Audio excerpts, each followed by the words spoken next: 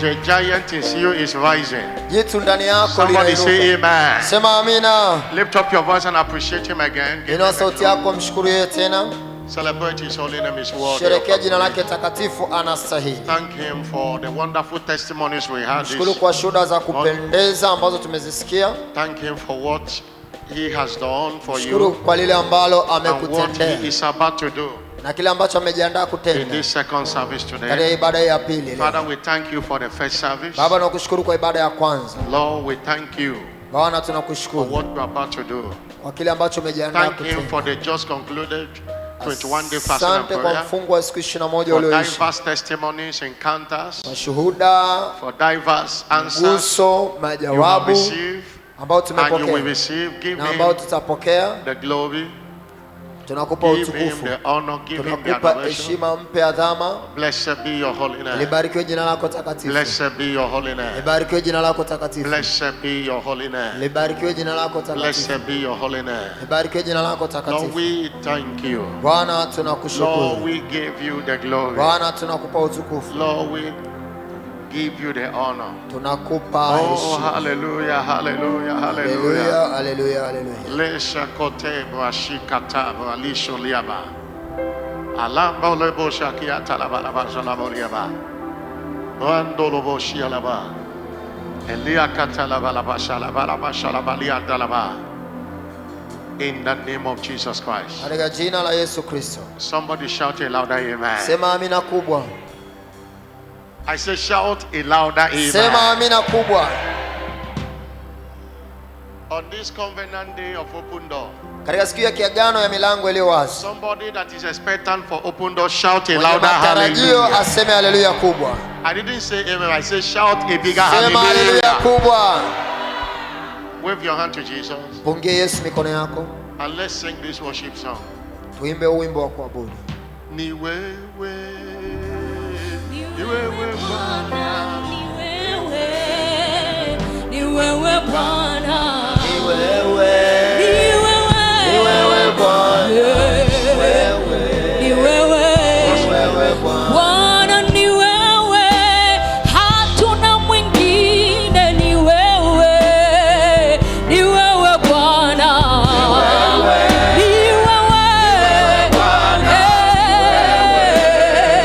Ni wewe Bwana.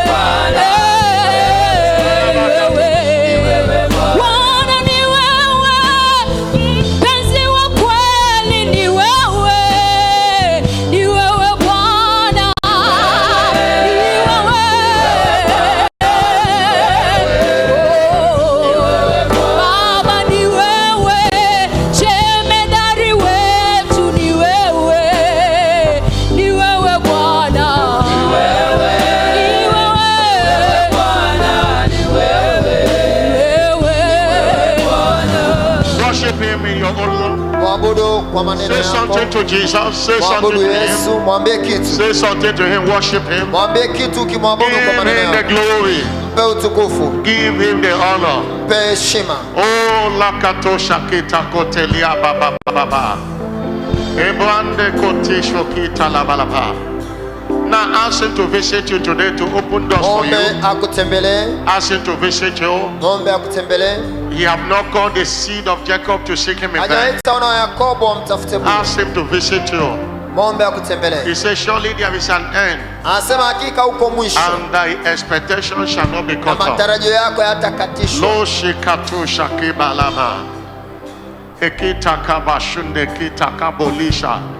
Andoki toshi andakateshi lande akatola.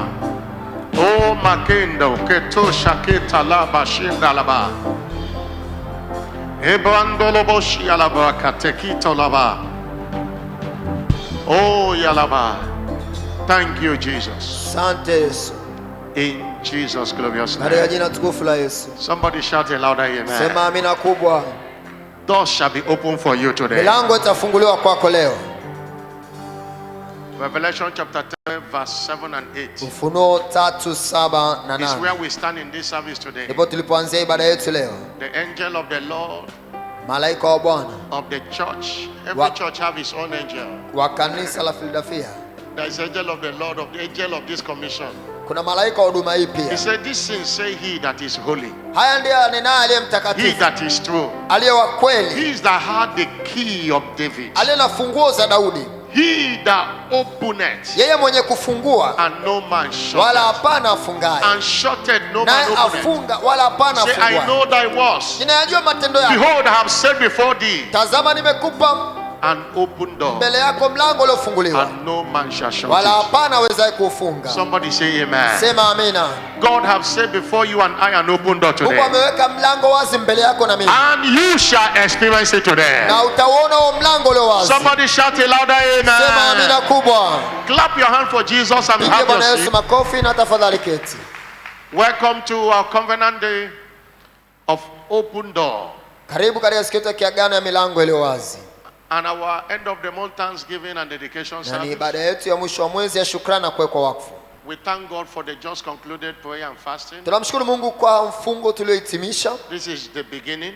Huu ndio mwanzo, Fasting and prayer is part and parcel of this commission, kwa maana kufunga na kuomba ni sehemu kabisa ya and huduma part hii, and parcel of Christianity as a whole. na ni sehemu pia ya Ukristo kama maisha. We cannot do without prayer and fasting, Hatuwezi kuishi pasipo kufunga na kuomba, because we cannot do without God. kwa sababu hatuwezi kuishi pasipo Mungu. We congratulate everyone that participated. Tunampongeza kila mmoja aliyeshiriki kwenye mfungo. Be rest assured Tambua kwa uhakika that you have not labored in vain. kwamba hujatumika bure. The Bible says in Isaiah chapter 65, Isaya 65 verse 24, mstari wa 24, he said, verse 27, mstari wa 23, he said, they shall not labor in vain, asa hawatatumika bure, hawatafanya nor going kazi forth bure, for trouble, for they are the seed of the blessed of the Lord. wala watazaa kwa taabu, maana ni uzao wa Bwana waliobarikiwa, Their offspring with them. na watoto wao pia. And it shall come to pass Na itakuwa that before they call, kabla hawajaita I will answer. nitajibu, While they are yet speaking, wakiwa katika kunena I will hear. I nitasikia. want you to know that God have heard you, Nataka ujue kwa Mungu and amekusikia God have answered na you. Mungu amekujibu, And I know nami najua you already harvesting the testimonies. umeshavuna shuhuda, You have not labored in vain. haujatumika bure. And all eyes will see it, Macho ya watu wote wataona that you sought the living God kwamba unatumikia Mungu aliye hai, that answers prayer. ajibuye maombi. Somebody say amen. Sema amina. Somebody shout a louder amen. Sema amina kubwa. We started the teaching since the month began. Tulianza mfululizo wa masomo tangu mwezi umeanza. Remember, our prophetic focus is prayer and fasting empowers fulfillment of prophecy. Tamko letu la kinabii ni kwamba kufunga na kuomba kunawezesha kutimia kwa unabii. We started the teaching understanding the blessedness of prayer and fasting. Tulianza mafundisho kuelewa baraka zilizo katika kufunga na This is kuomba. part 4B. Hii ni sehemu ya 4B. Understanding the Kuelewa blessedness baraka of prayer and fasting. zilizo katika kufunga na kuomba. Prayer and fasting is God's commandment with a lot of profits. Kufunga na kuomba ni amri ya Mungu yenye faida nyingi. One thing about God's commandment Moja ya kitu kuhusiana na amri za Mungu is every commandment of God kwamba kila amri au kila agizo la Mungu always takes us to another level of blessing if wakati obeyed. wote hutupeleka katika kiwango kingine cha baraka. Fasting is commanded for specific benefits. Kufunga tumeamriwa ili kupata faida fulani. As you can see in scriptures in Isaiah chapter 58, Kama tunaweza kuona kwenye maandiko kwenye ile Isaya 58 verse 6, kuanzia mstari wa 6 reading on to verse 14. mpaka mstari wa 14. Is it not the fast that I have chosen? Je, hii sio saumu niliyoichagua? The fast I have chosen. Saumu niliyoichagua And I will be empowered to lose the band of kwamba wickedness. mtiwe nguvu kufungua vifungo vya I will uovu, be empowered to undo the heavy burdens. mtiwa nguvu kulegeza kamba I za will be nira, empowered to let the oppressed go mtiwa free. nguvu kuwaacha huru walionewa, And I will break every yoke. na kwamba mvunje kila nira. And verse 9, I will call. Mstari wa 9 na sana nanyi And God will answer mtaniita me. na Bwana ataitikia. And verse 11, Mstari wa 11, He will guide me continually. ataniongoza daima. Hallelujah. Haleluya. Verse 14, Mstari wa 14, as you are fasting, you are laying foundation. unapokuwa umefunga unaweka msingi, Verse 13, or there about the foundation of many generations. unaweka msingi wa vizazi vingi. That's why fasting is in verse 12. Read it, check verse 12. That's verse 12. Tazama ule mstari wa 12, You are raising up a foundation of many generations. unainua msingi wa vizazi vingi. Our fasting and prayer does not only speak in the now, they speak in Kufunga the future. na kuomba kutuletee matokeo sasa tu, hata mbeleni baadaye kunapata There are matokeo. things you have dealt with during this fast Kuna vitu umevishughulikia katika mfungo huu that your children don't need to suffer it anymore. ambao watoto wako hawatahitaji You don't kusumbuka need to tena, trouble them anymore. hawatahitaji kusumbuliwa tena. Hallelujah. Haleluya. It speaks, you are laying a foundation. Tafadhali unaweka msingi. The same way when you see a family, when what they do is ritual, worshiping gods and all that, raising altars, it affects, it goes down to the generation. Namna ile unavyoona upande wa pili watu wanapoabudu miungu That's why mingine when you see a wakitoa family, sadaka za when somebody stands and kafara, raising altar inaasili of vizazi prayer, vyao. altar of, it affects the Na generation. ndivyo ilivyo na kwetu, That's tunapoinua why- madhabahu ya maombi inaleta matokeo hata kwenye When vizazi you vyetu touch mbeleni. the responsibility now to fast and pray, Tunapokwepa wajibu wa kufunga na kuomba sasa, you are doing wrong to your children and your children's unakuwa children. ukitendei haki kizazi You are not chako helping cha them at mbeleni. all. Watendei haki You are not helping them. au wasaidii. Your prayers, the answer to your prayers goes beyond you. Majawabu ya maombi yako yanakwenda zaidi ya wewe. We cannot overemphasize Hatuwezi kuacha benefits kusisitiza of prayer and fasting. umuhimu wa kufunga na kuomba. And you should look out for them.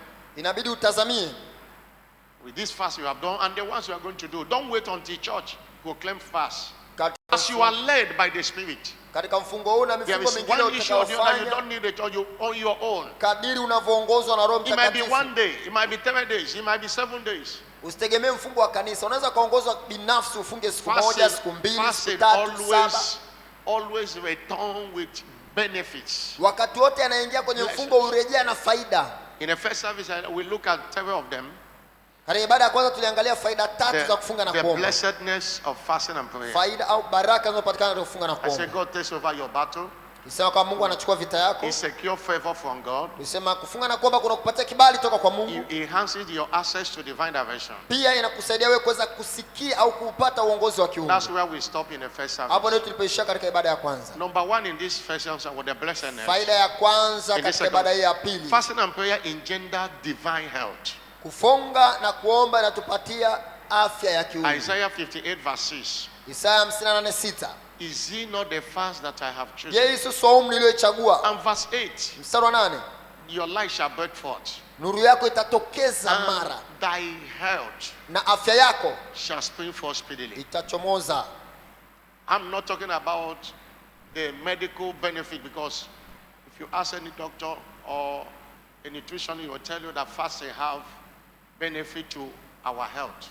Siongelee I know what zile I'm talking for. faida ambazo madaktari I'm wanazizungumzia, talking spiritually. kwa sababu hata madaktari wanajua kabisa kwenye mfungo kuna faida, Fasting and lakini prayer nazungumzia zile faida za kiroho, enhances divine health. kwamba kufunga na kuomba Even kunasababisha when uwe you are na not- afya ya kiungu. Even when you are not praying against sickness and disease, Hata kama katika huo mfungo uombei magonjwa na you mataifa, see them dropping off you. utachangaa tu magonjwa Why? yanaondoka, Because behind sicknesses are the spirit of infirmity. Kwa sababu kitu inasababisha magonjwa ni roho ya udhaifu. Sicknesses are the oppression of the devil. Magonjwa ni utendaji wa shetani. Most sicknesses are manifestation of the wickedness of the wicked. Magonjwa mengi ni udhihirisho wa uovu wa ule mwovu. A manifestation of the wicked. Ni udhihirisho wa ule mwovu. People project evil marine powers and occult project sickness on people. Hizi nguvu za baharini, watu waovu wanaoingizia watu magonjwa. I've heard someone that dream and somebody was giving injection in the dream for him. Woke up and that's how the sickness began. Kuna mtu aliota katika ndoto akaona mtu kama anamchoma sindano na ndivyo namna magonjwa yalivyoanza kwake. That's why Jesus, the Bible say about Jesus in Acts chapter 10 verse 38. Ndio maana maandiko yanasema kuhusiana na Yesu Matendo 10:38. God anointed Jesus with Holy Ghost and with power. Mungu alimpaka mafuta Yesu kwa Roho Mtakatifu na kwa nguvu. Doing good. Alikwenda akitenda mema. Healing all that we are oppressed of the na devil. kuponya wote walioonwa na ibilisi. The devil oppresses people with sicknesses. Shetani anawatesa watu na magonjwa. When you stand on the altar of prayer and fasting, ndio maana unaposimama kwenye madhabahu ya kufunga na kuomba, it is dealt with there. Magonjwa yanashughulikiwa. Prayer is an antidote to sicknesses. Maombi ndio kinga ya magonjwa. That's why John chapter 5 verse 7 says, Yakobo 5:3 inasema, is any afflicted? 13 inasema, je, kuna mtu 5 verse 7 ana madhaifu? Is any among you afflicted? Je, kuna mtu amepigika ana maumivu? Let him pray. Na aombe. Let him pray. Na aombe. Verse 14 says the prayer of faith. Mstari wa 10 anasema maombi ya imani. Verse 15 the prayer of faith. Sasa maombi ya imani shall save the sick. Yatamponya yule mgonjwa. Shall heal the sick. On the altar of prayer, sicknesses are dealt with. Kupitia maombi magonjwa yanashughulikiwa. Somebody shout hallelujah. Sema hallelujah. Including coronavirus, many have been healed on prayers. Pamoja na kirusi cha corona, wengi wameponwa corona na kupitia maombi. You uproot the cause of it and it dries up. Unang'oa ule mzizi ule ugonjwa na unainuka ukiwa mzima. No one that lives in divine health without living a lifestyle of prayer. Hakuna mtu anaishi katika afya ya kiungu pasipo kuishi mtindo wa maombi. Because the devil keep on throwing. Kwa sababu shetani huendelea kurusha magonjwa yake. But if you stand strong in altar of prayer first, kama ukiacha kusimama katika madhabahu ya maombi, you'll be launched into the realm of divine health. Ukisimama kwenye madhabahu ya maombi utaingia katika viwango vya afya ya kiungu. That will be a portion of somebody here today. Itakuwa ni fungu la mtu hapa leo. And another reason also prayer and fasting. Sababu nyingine pia kufunga na kuomba enhances divine health is this. Inawezesha kupata afya ya kiungu. Unapofunga na kuomba, you access light for healing. Unapata nuru. Because kwa sababu darkness is one of the manifestation of darkness is sicknesses and diseases. Mojawapo wa udhihirisho wa giza ni magonjwa na mataifa. And the cure for darkness is light. Na tiba ya giza ni nuru. And that's why that scripture said thy light shall break forth. Ndio maana andiko nasema nuru yako itachomoza mara. Your healing shall spring forth speedily. Na uponyaji wako utatokeza ghafla. You can't live in divine health without understanding the price that have been paid. And you live in that consciousness that God has paid. Jesus has paid the price for sickness and diseases. Hawezi kuishi katika afya ya kiungu pasipo kuelewa gharama iliyolipwa ili wewe uishi maisha yasiyokuwa na magonjwa. It is not about reading the Bible. Sio swala kusoma Biblia. But it is all about encounter with Rhema. Ni swala la wewe kupata ufunuo wa uponyaji. Encounter with the voice behind the written word. Ufunuo, yani ile sauti iliyoko nyuma ya andiko lililoandikwa. The Bible painted a picture in Job chapter 8. Biblia inatupa picha katika ile Ayubu 8. Job chapter 33 verse 21. Ayubu 33 verse 21. Of Job 33 verse 21. Ayubu 33:21. It was a typical description of someone that the devil want to kill through sickness. Picha ya mtu ambaye shetani anataka kumuua hapa. He said his flesh is consumed. Nyama mwili wake uliwa. Isionekana. That it cannot be seen. You can't see the flesh anymore. Wala ile nyama huwezi kuiona tena. The bone that is covered with the flesh is seen stick out. Mifupa ile iliyokuwa imefunikwa na nyama imetokeza, inaonekana. His soul nafsi yake near unto the grave. Inakaribia shimoni. His life to the destroyer. Na wewe wake unakaribia uangamizi. The devil is the destroyer that destroys people with sicknesses and diseases. Shetani ndiye anawaharibu watu kwa magonjwa na madhaifu. But if there be a messenger, anasema kukiwepo na malaika, with him an interpreter, na mkalimani, one among 1,000, moja katika 1000, that can show him his right, ili kumwonyesha mwanadamu haki yake. If his eyes can be open to know that Jesus has paid the price, Kama what is ufahamu wake offered. utafunga kujua kwamba Yesu amelipa gharama, He will be gracious unto him atamwonea huruma and command the devil, na kumwamuru shetani, so leave him alone. mwachie, Deliver him from going down to the pit. mwokoe asishuke shimoni, Because I found a ransom. maana nimepata ukombozi. Jesus died as a ransom to you and I. Yesu alilipa kuleta ukombozi kwako wewe na mimi. And the next verse, Mstari wa 25, restoration have come. marejesho yamekuja. His flesh Nyama ya mwili wake shall be flesher than the child. itakuwa laini kuliko ya mtoto, And he shall return in the days of his youth. huzirudia siku za ujana wake. That is what happened when revelation comes. Hichi ni kinatokea ufunuo unapokujia. The devil afflict people through ignorance. Shetani anawatesa watu kwa sababu ya The ujinga. greatest disease is disease of ignorance. Wana ugonjwa mkubwa kabisa, ni ule ugonjwa wa When you ujinga. know your right in redemption, Unapojua haki yako katika wokovu, the way you react against any sickness and namna disease, utakavyokemea ugonjwa na udhaifu, and fasting and prayer open our eyes kufunga na kuomba kunafungua macho yetu to know what belongs to us. na kutufanya tujue haki yetu Number katika 2 Kristo. blessings Baraka ya pili, faida ya pili of fasting and prayer ya kufunga na kuomba, is secure posterity, inatupatia mafanikio, and is related to what I've said. na hii At this inahusiana na stage, kile nilichokisoma. speak to the future. It speaks to the future. Mafanikio ya mbeleni. Hallelujah. Haleluya. It speaks to that Isaiah 58 verse 12. Isaya Speak to the 58:12. In case you don't want anything, you don't want God's support, look at the people you are bringing to the earth. Hata kama wewe hutaki kitu, basi angalia wale watu utakaoacha hapa duniani. Fight battles for them. Pigana vita kwa niaba For yao, them not to fight the battle. ili wao wasije kupigana vita. A good father fight the battles for the children to walk through. Baba bora hupigana vita kwa ajili ya watoto wake They mbeleni. asked Jesus, why is it that these people are not fasting? Walimuuliza Yesu, kwa nini watu wako hawafungi? Jesus said, you can't see a bridegroom fasting when the bride is around. Yesu The time will akasema come. kwa watu marafiki wa I am bwana harusi here hawezi with- I kufunga am wakati here bwana with harusi them. akiwa pamoja nao. Niko pamoja nao, I'm doing the fasting for them. ninafunga kwa The niaba time yao, will come when I will go away, they will begin to lakini fast. wakati utakuja nitakapoondoka, wao ndo watafunga. You should fast for them now. Inabidi ufunge kwa ajili ya To watoto wako, clear the way. Let them not suffer what you suffer. kuwatengenezea njia wasiteseke kile kinachokutesa That's the wewe. greatest legacy you can leave to them. Hiyo ndio That what- hatima njema unaweza ukawaachia. What takes you a day to get, it won't take them an hour to get because you have cleared the way. Kilichokugharimu siku moja wewe kukipata, wao haitawachukua saa kukipata, Fasting kwa and sababu prayer umewatengenezea njia. secure posterity. Unatengeneza maisha ya mbeleni. Hallelujah. Haleluya, I say hallelujah. haleluya. You break that generational curse on fasting and prayer. Other people won't suffer what you suffered. Unpovunja hiyo laana ya vizazi kupitia madhabahu ya maombi, wengine hawatateswa na hiyo You laana. were delayed before you get anything. They will get it speedily because Wewe you have done ulichelewa it. kupata vitu kwa sababu ya hiyo laana, lakini wao watapata kwa wepesi kwa That's the maana way it should wameivunja. be. That's the way it should be. Hiyo ndio inapaswa kuwa. It's secure posterity. Unatengeneza uzima wa mbeleni. Somebody shout hallelujah. Sema haleluya. Number 3, Namba 3, it empowers fulfillment of prophecy. inawezesha kutimia kwa unabii. When you fast and pray, Unapofunga na kuomba, prophecies are empowered to be fulfilled. nabii zinawezeshwa kutimia. 1 Corinthians 1 verse 18. Wakorintho wa kwanza 1:18. This charge I commit unto you, son Timothy. Timotheo wa kwanza, According to the prophecies that have gone ahead of you, that you might then walk a good warfare.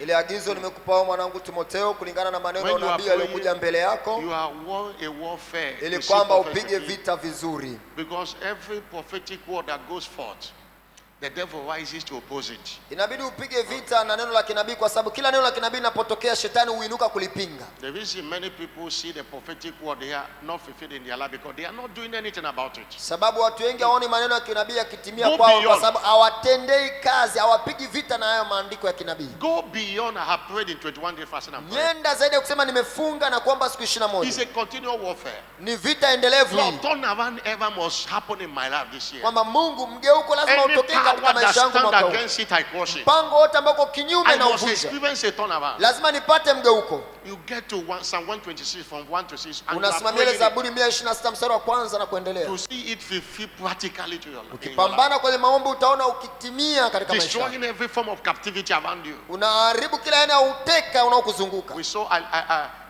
Elijah prophesied, Unaona Elia alitoa unabii, announced it to Ahab. alimtangazia Ahabu. Say, go and tell Ahab, Nenda kamwambia Ahabu, I see abundance of rain.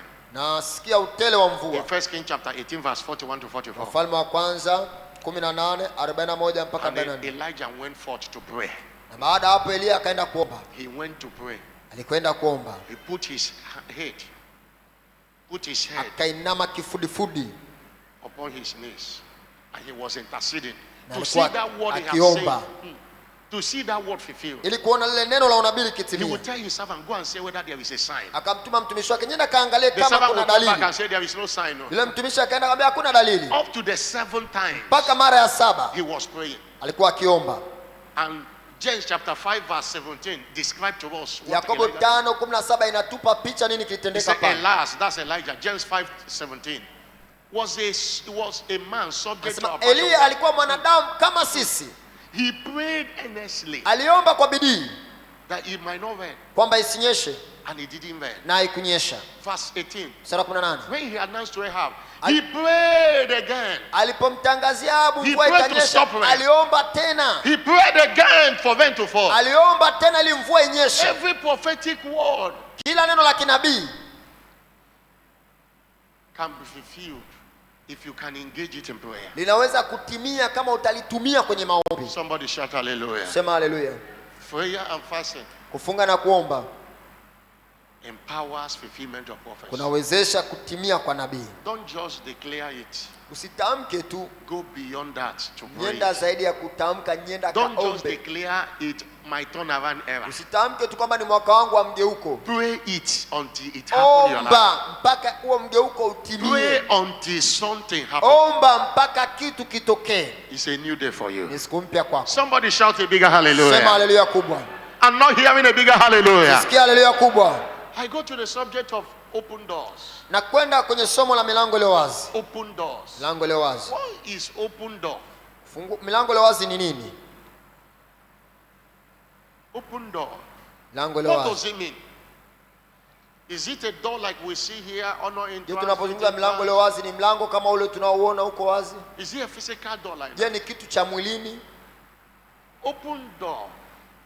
In the contents of this teaching, Mlango iliyo wazi kulingana na muktadha wa mafundisho haya means a passage inamaanisha njia to a divinely prepared blessing. ya kuingia kwenye baraka ulizoandaliwa kiungu. Every child of God, blessings have been prepared. Kila mwana wa Mungu baraka zimeandaliwa. Remember in Ephesians chapter 1 verse 7, Efeso 1:3 the Bible inasema says God has blessed us Mungu ametubariki with all spiritual kwa blessings in heavenly baraka places. zote za rohoni katika ulimwengu wa But roho. there is a door to that Lakini blessing. kuna mlango wa kuingia kwenye hizo baraka. And that's what we mean. There is a passage to access Kuna them. mahala pa kuingia There kwenye is hizo baraka. nothing you desire today that God have not produced. Hakuna or done in the life of unachotamani others. leo ambacho Mungu hajakiandaa He's kwa not ajili yako. creating any blessing or manufacturing any blessing. Haumbi baraka He's nyingine already yote. Ameshaumba baraka All you zote. need is let the door open. Unachohitaji wewe ni mlango ulio wazi. Something of open door is spiritual, not physical. Tunapozungumzia mlango ulio wazi ni jambo la kiroho, sio la kimwili. Somebody shout hallelujah. Sema haleluya. Because there are spiritual gatekeepers or doorkeepers. Kwa sababu kuna walinzi katika ulimwengu wa roho In the wanaolinda realm of malango. the spirit, there's something like walls of Jericho that barricade between you and your blessings. Kuna vitu katika ulimwengu wa roho vinasimama kama kuta ya Yeriko kuzuia wewe usipate zile baraka zako. When we say somebody have an open door, Tunaposema mtu amepata mlango ulio wazi, that what God have planned, have desired, He have accessed it. tunamaanisha kwamba mtu yule amepata kile ambacho Mungu amemwandalia. Open door connotes Milango ulio wazi tunamaanisha access to good things, access to kupata good vile things, vitu vizuri, an access to good things. kupata vitu vizuri. It connotes an opportunity for a change Labda of inaweza level. kawa fursa. And we say, oh, we came to Tabora to plant church. Doors were open for us. What were we saying? Everything work as we planned. What are we saying? Tunaposema tumekwenda There were blessings there. Tabora, What are we saying? tukaona milango ilio wazi, manake that's tulipata what fursa, We tulikubalika. didn't have any issue. Open a church in Tabora. It was send somebody there. Now we have a full-time pastor there. who is Hatukuwahi pioneering the kusumbuka work. tulipokwenda kupanda kanisa Tabora pale, kila kitu kilikwenda vizuri pale, na sasa tuna mchungaji wa kudumu pale. If leadership asks pastor, how is the planting of churches? Oh, sir, we are enjoying open doors. What am I saying? Things are working. Tunapouliza What am I wachungaji saying? wetu We hali ya assess upandaji wa what we makanisa plan. huko ikoje, wanatuambia kila kitu kinakwenda vizuri, manake wameona milango iliyo wazi. Is somebody understanding what I'm saying? Unaelewa ninachokisema? If your neighbor is sleeping, wake your neighbor up. Jirani yako amelala, mwamshe. Somebody shout a bigger hallelujah. Sema haleluya kubwa. Let your hallelujah wake somebody up. Shout a bigger Sema hallelujah. haleluya kubwa mpaka jirani amke anayepata maono. People of God, Watu wa Mungu, you need an open door. nahitaji milango iliyo wazi. In this 2021, Katika mwaka wa there 2021 is a connection between your open door Kuna muunganiko baina ya mlango wako ulio wazi and your turnaround blessings. na baraka zako za mgeuko. Many people have been locked down. Watu wengi wamefungiwa. What do I mean locked down? Inamaanisha nini? They Wamefungiwa. can't move to possess what belongs to them. Hawezi kupiga hatua kumiliki mali zao. You need open door. Unahitaji mlango ulio wazi. Praise the Lord. Bwana asifiwe. I say praise the Lord. Bwana asifiwe. I'm not hearing a bigger hallelujah. Sikia haleluya kubwa. People of God, what do you know? What you must know about open doors? Watu wa Mungu, unapaswa kufahamu nini kuhusiana na milango ile wazi? What you must know? Unapaswa kujua nini? Let me see. Why do I want to give you what you must know? Is to stir your desire for open door.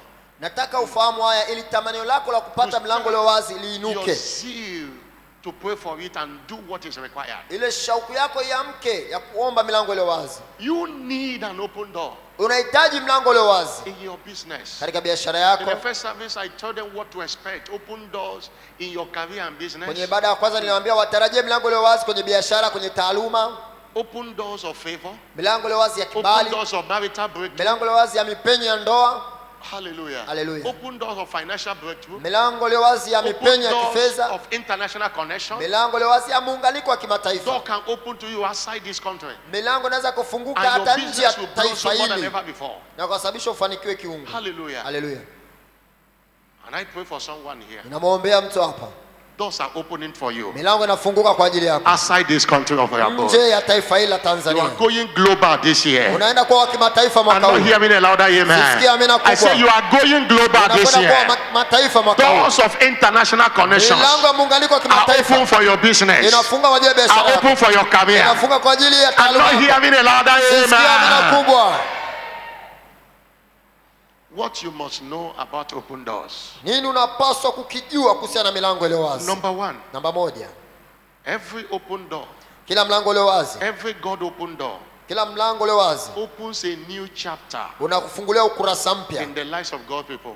katika maisha ya watu wa Mungu. That is a turntable around for people. Kwa maana mwingine inageuza mambo kwa watu wa Mungu. One open door turns around for you. Mlango mmoja ule wazi unakugeuzia That's why mambo. you must desire an open Ndio door. maana lazima utamani mlango ule wazi. Number two, Namba mbili. every God open door Kila mlango ule wazi move God's people forward. huwapeleka watu wa kimungu When mbele. God opens the gate, the doors and gate in Acts chapter 16 verse 25 and 26, Matendo ya Mitume 16, Mungu alipofungua malango, Paul and Silas have to leave that dungeon. Paulo na Sila walitoka katika lile They gereza. move forward, Walitoka wakasonga mbele, continue the work God have given to them. wakiendelea kufanya kazi ambayo Mungu Many amewapa. people have been confined in a place, Watu wengi wamefungwa, wamefungiwa mahali, stagnated in one certain status, wamedumaa katika eneo fulani moja. financially and otherwise.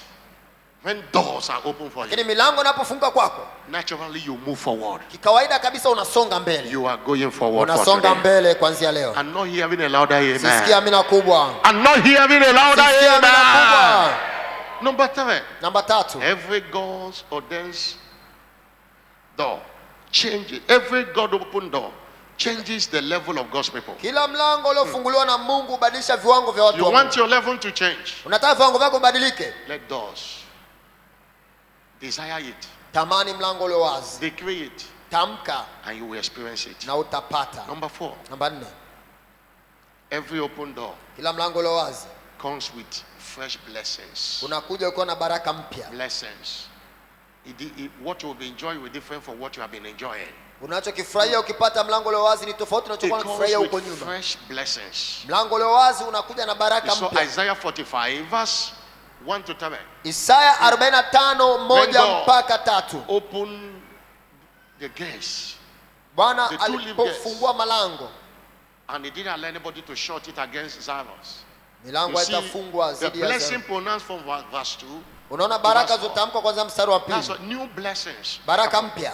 When doors open, your level changes. Kuna baraka mpya, kuna viwango vipya The- Mungu anapokufungulia milango. Number 5 thing I want you to know Kitu cha tano nataka ujue about open doors kuhusiana na milango ile wazi, is that no man kwamba hakuna mtu can shut door that God have opened. anaweza kuufunga mlango ambao Mungu And no amekufungulia, man can open a door God have shut. na hakuna mtu ataweza kufungua mlango ambao Mungu ameufunga. There is doors the devil opened to afflict individuals. Kuna milango ambayo shetani anaifungua ili kuwatesa wanadamu.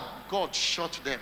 Mungu anaifunga. And when he shut any door, Na anapofunga mlango wa namna no hiyo, principality, no power, hakuna falme, hakuna mamlaka, no witch, no wizard, hakuna mchawi, hakuna mshirikina, no man, no woman hakuna mwanamke, hakuna mwanaume can open the door he have shut. anaweza kufungua mlango ambao Mungu When he ameufunga. have opened,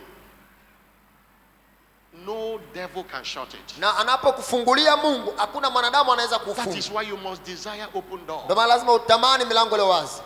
Revelation 3 verse 7 and 8. Ufunuo 3:7 na 8. It is he that openeth, Yeye ndiye afunguaye, and no man shuteth. wala hapana And afungaye. he shuteth. Na anafunga, He doesn't only open, he shut the one the devil opened. anafunga ile ambayo shetani And no anaifungua. man Na openeth. hakuna mwanadamu anaweza kufungua. That is the God we serve. Huyo ndiye Mungu Somebody tunayemtumikia. shout hallelujah. Sema haleluya. I'm not hearing a bigger Sisikia hallelujah. haleluya kubwa. What more must you know? Nini zaidi unapaswa kufahamu? Number 5. Namba 5. Number 6. Namba 6. You must know Lazima ujue that to every door kwamba katika kila mlango there is a key. kuna ufunguo. There is a right key. Kuna ufunguo sahihi kwa kila mlango. Isaiah 22 verse 22. Isaya 22 mstari For 22. every door Katika kila mlango there is a key. kuna ufunguo. The Bible says Biblia inasema the key of the house of David ufunguo wa nyumba ya Daudi will I lay upon his shoulder, nitaweka begani mwake, and he will use that key to open, na atautumia huo ufunguo kufungua, and none shall shut. na hakuna atakayefunga. And he shall shut, Na atafunga and none shall open. wala hapana atakayefungua. Every door bows to a key. Kila mlango unasujudu kwenye No ufunguo. matter how great is that door, Haijalishi huo mlango ni mkubwa kiasi gani, put the right key. ukiweka ufunguo sahihi, You might have a lot of keys, unaweza kuwa na funguo nyingi a lot of doors. na milango mingi. Every door in your house have its own key. Kila mlango katika nyumba yako una ufunguo wake. I said in the first service, I was looking for the bunch of my key. There are many keys there. Nilisema kwenye ibada ya kwanza nilikuwa natazama kundi langu la funguo, kulikuwa There na is a funguo one that nyingi. for my office. Kuna funguo za ofisi There is yangu, a one I will open the secretary's office before I go to my office. kuna ufunguo mwingine nafungua kwanza There's ofisi a ya one for sekretari, house. kuna ufunguo mwingine I wa said nyumbani the kwangu. one for house, despite that they look alike, but he can't open the one of office.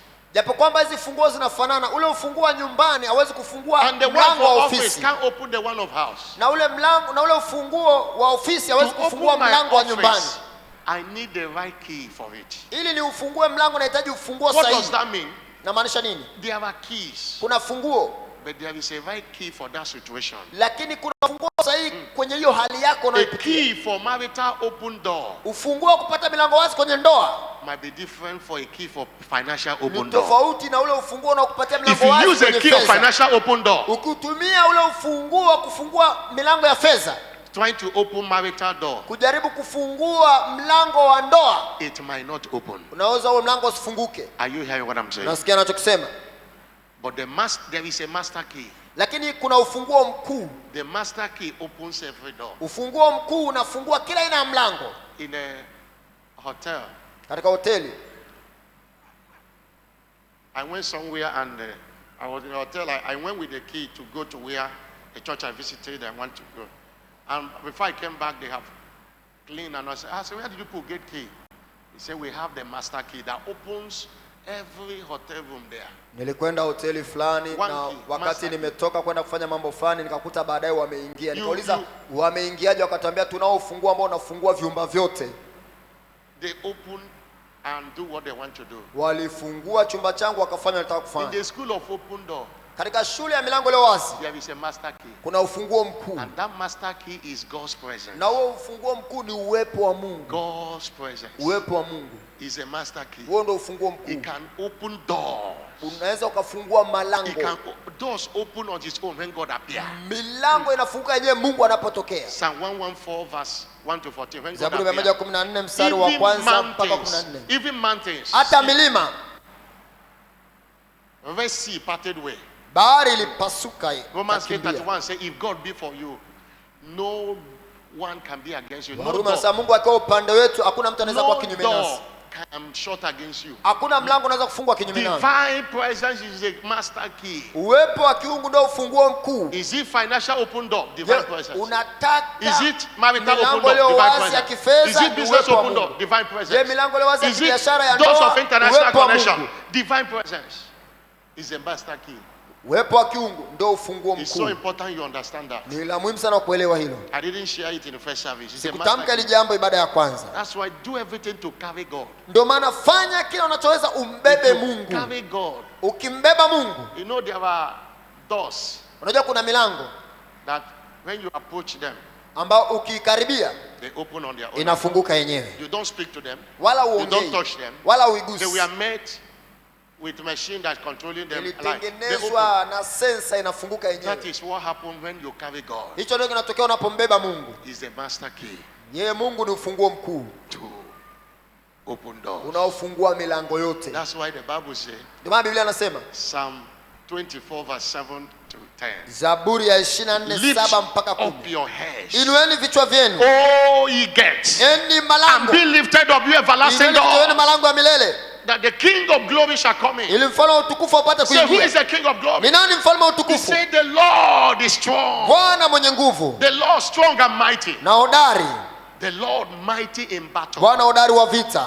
He said, lift up your heads, O ye Inueni gates. vichwa vyenu yenye malango, Lift up, ye up, ye na everlasting door. viinueni yenye malango ya That the milele, King of glory will come in. mfalme wa utukufu apate I said, kuingia. who is the King of Ni glory? nani huyo mfalme wa utukufu? The Lord of hosts. Bwana wa majeshi. When you carry the Lord of hosts, Unapombeba Bwana wa majeshi, that word, Lord of hosts, everything bows to him. kila kitu kinasujudu kwake Bwana wa majeshi. Everything obey his command. Kila kitu kinatii amri If you yake. carry the God of hosts, Ukimbeba Bwana wa majeshi, you don't struggle for doors to open. usumbuki kupata milango kwa wazi. Somebody shout Sema hallelujah. haleluya. You don't. That's the greatest asset of life. Hiyo ndo Divine presence. hazina kubwa ya maisha, uwepo wa Mungu. The Lord was with Joseph. Bwana The alikuwa Lord pamoja na was with Yusufu. Joseph. That was the thing that makes the difference. Hicho ndo kitu kinacholeta tofauti.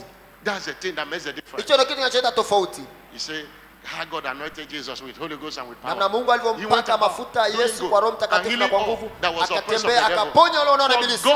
Kwa maana God Mungu was with him. alikuwa pamoja naye. Jesus said, he that sent me is Yesu with asema me. aliyenituma My Father yuko have not left me pamoja nami. alone. Baba yangu Because hajaniacha I peke do yangu. those things that please him. Maana wakati wote nafanya yampendezayo. Doors we are opening on his own accord. Milango ilikuwa inamfungukia yenyewe. Divine presence. Uwepo wa Mungu. You might have lost everything. Unaweza ukapoteza kila kitu, Never lose divine yaani presence. usipoteze uwepo wa Mungu. One with God is with majority. Mtu mmoja akiwa na Mungu ni watu wengi. One with God. Mmoja pamoja na You might Mungu. lose friends. Unaweza ukapoteza You might marafiki. lose money. Unaweza ukapoteza pesa. Guide divine presence Lakini jealously. linda uwepo wa Mungu.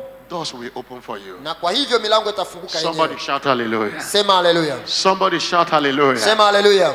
I'm not hearing a bigger hallelujah. Sikia haleluya kubwa. What more must you know Nini unapaswa kufahamu about kuhusiana open doors? milango iliyo wazi? You must know that to every open door, Lazima ujue katika kila mlango ule wazi there are satanic attacks. kuna mashambulizi ya kishetani. Don't be weary. Usichoke, Don't be surprised usishangae that time you are promoted and things started working, you have a lot of enemies. That is kwamba that baada ya kuinuliwa tu unaanza kupata maadui wengi. Ndivyo ilivyo. First Corinthians 16 verse 9. Wakorintho wa kwanza 19. A great and effectual door Mlango ulio wazi wa kufaa is sana open unto me. umefunguliwa kwangu. That time they have not opened, there were not many adversaries. So Wakati when ule it mlango opens, haujafunguliwa kulikuwa kuna that time your wapinzani. business is not doing well, you won't have Wakati biashara inatambaa iende vizuri kulikuwa kuna maadui. everybody will be even be ignoring you. Watu walikuwa na kuacha tu But when hawakujali. that time Lakini your wakati business started biashara blossoming, yako imeanza kuchanua, you'll be surprised the kind of utashangaa adversity. upinzani, maadui wanaoinuka. Are you hearing what I'm saying? Don't Unasikia be ninachokisema? surprised. There are many adversaries. Kuna wapinzani wengi. The door, behind every open door, there are satanic attacks. Nyuma ya kila mlango unaofunguliwa kwako kuna upinzani wa kishetani. Don't give up. Usikate tamaa. One thing about doors, Kitu kimoja kuhusiana na milango, if God opens door, no devil can shut it. Mungu akikufungulia mlango hakuna shetani anaweza If God kufunga. promote you, Mungu akikuinua no devil can demote you. hakuna shetani anaweza kukushusha chini. Hallelujah. Haleluya. They will only gang up. Wanaweza Their kujipanga gang up will only result to you be more promoted. na kujipanga kwao kinyume nao kutapelekea wewe tu kuinuliwa. Don't be surprised. Usishangae. You say most of the time you see envy start coming, start from envy. Mara nyingi utaanza kuona wivu, anaanza kuonea wivu. From envy, it caused witchcraft starts with envy. Why is it Unajua possible? uchawi unaanzaga kwenye wivu. From there, it's resorting to witchcraft. Sasa wivu kisha komaa unaanza uchawi. And their thought is to bring the person Na down. lengo lao ni kumshusha mtu chini. This is what happens when doors are Hichi open. ndicho kinatokea mlango unapofunguliwa kwako. Hallelujah. Hallelujah. Don't succumb to their threat. Don't succumb to their threat. Usiogope wala usijitiishe katika matisho yao. God have opened the door. Mungu amekufungulia mlango. No devil can shut Hakuna it. shetani anaweza kuufunga. But caution. Angalizo. That thing, Hicho that kitu, key, that key Huo you ufunguo use to enjoy open door, ambao unahitajika kufurahia mlango ulio wazi, don't throw it away. usiutupe. It might be your service. Inaweza kuwa ni It utumishi might be wako. your love for people. Inaweza kuwa ni kupenda watu. It might be your kindness. Huo ufunguo unaweza kuwa ni ule It might wema be your uliokuwa prayer nao. life. Unaweza kuwa ni It maisha might be yako. your giving life. Inaweza kuwa maisha yako ya kutoa. Don't stop doing those things. Usiache kufanya hivyo vitu vya kufungulia mlango. Hallelujah. Hallelujah. Don't climb up and you throw away the ladder that you use. Usipande juu alafu ukatupa ile ngazi uliyotumia kupanda Did you juu. hear what I said? Unasikia anachosema? Many people do that. Watu wengi wanafanya hivyo. Before they climb up, they carry ladder. And they one step. Kabla hawajapanda wanachukua ngazi When they have wanaanza. reached up, Wakifika juu they throw the ladder. wanatupa ile ngazi. Are you hearing what I'm saying? Unaelewa anachokisema? Don't throw. Usitupe. It's only a foolish man that would throw a winning card. That would throw away the winning card. Ni mtu tu mjinga atakayepoteza ile kadi ya ushindi. Bishop Abel said to us one day, Askofu Abel alisema siku moja, whatever you have been doing, chochote ambacho umekuwa ukikifanya that have taken you to where you are, ambacho kimekufikisha hapo ulipo leo, continue to do it. endelea kukifanya. It will take you to where you ought to be. Itakupeleka kule unakopaswa Let me say kuwa. it again. Ngoja niseme tena. Whatever you are doing have taken you to where Chochote you ambacho umekuwa are. ukifanya kimekuleta hapo ulipo, Continue to do it. endelea kukifanya. It will take you to where you ought to Kitakupeleka kule be. unakopaswa It kuwepo. will take you to ought to be. Kitakupeleka If you kule are juu helping people unakopaswa and kuwepo. God is blessing you, don't stop helping people. Kama umefanya It will kitu na take you Mungu to the anakubariki, endelea kukifanya, kitakupeleka kule juu. You are committed to Him and He takes you up. Don't stop committing. Kama umejitoa kwa Mungu na amekupeleka That's the juu, reason many usiache people, kujitoa they kwake. are committed or committed.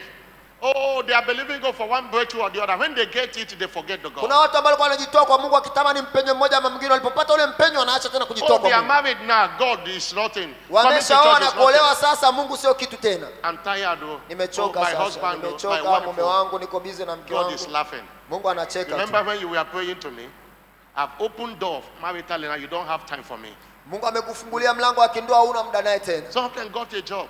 Mwingine amepata kazi, No time again. hana muda tena na It's not Mungu. that they don't have time. It just Sio kwamba hana they muda don't tena, basi amesharizika. I'm tired. I just came back Nimechoka. from. Today is Saturday. Let me rest. Leo Jumamosi, I kila can't siku come to injili. evangelism Siwezi kwenda again. kwenye uinjilisti. And God is watching. Mungu naye When you are anakutazama. asking for job, you were coming every day. Ulipokuwa ukiomba kazi ulikuwa unakuja kila siku. Whatever you are doing, Chochote they unachokifanya have taken you to na where you are. kimekufikisha hapo ulipo, Continue to do endelea it. kukifanya. It will take you where you are. Itakupeleka kule unakopaswa kuwepo. Hallelujah. Haleluya. I say hallelujah. Haleluya. I'm not hearing a bigger Sisikia hallelujah. haleluya kubwa. I'm not hearing a bigger Sisikia hallelujah. haleluya kubwa. That's why don't be weak. Continue doing it. Ndio No maana matter who usichoke. gang up, provided Endelea you are doing kufanya. that, they cannot Haijalishi succeed. nani anakupinga, wewe endelea But the kufanya. reason it looks as if they have succeeded is Inaweza ikaonekana kama wamekushinda vile. because you have climbed up, you disconnected from God. And the attack will touch you when you are disconnected from God. Na hawezi kukugusa pale unapokuwa hujajitenga na The Mungu. things of God doesn't touch you again. Mambo ya kimungu hawezi kukugusa tena. And when they throw arrow, it touch you. Because when God have not given permission to the devil did everything to attack Job. The devil didn't reach Job. Kumbuka shetani alifanya kila kitu kumshambulia Ayubu lakini hakufanikiwa. The devil came back and said, have you not made a head of protection round about him? Shetani akamwambia Mungu, umemwekea ulinzi, ukuta, wigo Job unamzunguka. was not aware. Ayubu But his hakujua. connection to God, Lakini shetani alipopata kibali there toka was kwa a Mungu, hedge of protection. kulikuwa na ule wigo unamzunguka The Ayubu. devil couldn't access him. Shetani hakuweza kumpata But Ayubu. when God said, okay, let's test him, Lakini Mungu alipoondoa ule wigo, but don't touch his soul. Waka- That was when the devil said, ndipo ambapo shetani when alipata you nafasi ya disconnect kugusa. from God, Unapojitenga na Mungu, they will throw attack on you, it will touch you. shetani ndo ataleta mipango yake na Because itakugusa, your defense have. kwa sababu ule ulinzi wako umeondoka. When a fence is destroyed, people can come in at any time. Ule ukuta unapoharibika, watu wanaweza kuingia muda wote Your wakavamia. connection to God is a fence that secures your Muunganiko destiny. wako na Mungu ni kama ukuta unaokulinda. Guide this jealously. Ulinde uwepo wa Mungu kwa gharama yoyote. Guide this jealously. Ulinde kwa gharama yoyote. Doors will be opening for you. Milango itaendelea kufunguka kwako. Somebody shout hallelujah. Sema hallelujah. I'm not hearing a bigger hallelujah. Hallelujah kubwa.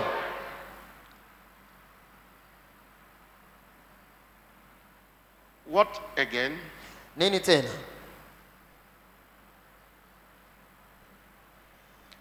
Let me go to covenant keys. Nende To commanding kwenye open doors. funguo za kiagano za kukupatia milango iliyo wazi. If doors answer to keys, Kama milango inatii kupitia funguo, what are the keys? hizo funguo ni zipi? Let me explain this.